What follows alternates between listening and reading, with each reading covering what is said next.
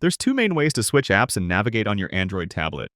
You can use the traditional button layout, which is pretty straightforward. You have three buttons, and you'll use those to bring up the app switcher, to go to the home page, or use the back button to go back one step. Or you can use the swipe-based navigation, which changes things completely.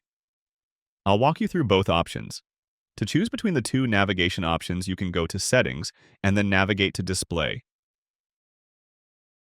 Scroll down to Navigation bar. Here's where you can choose between the buttons or swipe gestures. When I choose swipe gestures, you'll notice how the buttons on the bottom of my screen go away. And now everything is done by different swipe gestures. I can, for example, do a small swipe up from the bottom of my screen to bring up the taskbar. If I swipe a bit further and then stop about halfway up, that's how I'll get the app switcher.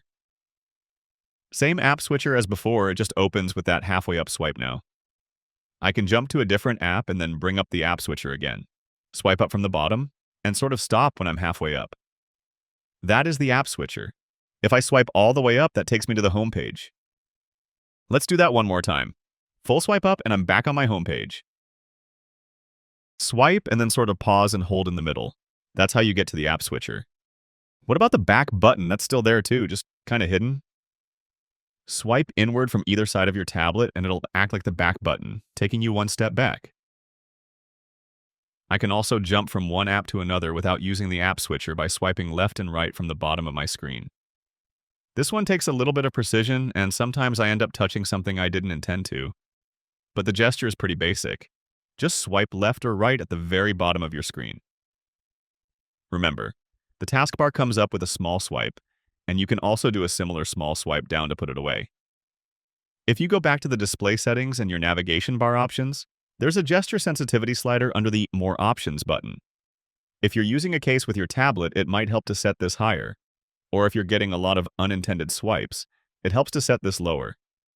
And while we're in the settings, there's one more swipe-based feature I want to show.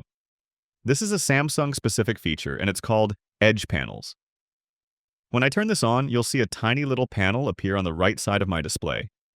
I can then swipe inward from that to open the Edge panel and choose some of my favorite apps to be included here for quick access. Now, anytime, regardless of what app I'm in, I can swipe from the Edge panel to quickly jump to another app. Or I can access the full app grid if I need something else. And that's how you navigate and switch apps on your Android tablet. I like the traditional button layout, but the gesture-based navigation offers a little more flexibility and can be faster for some users. Click the like button if this helped, and subscribe for more easy guides like this.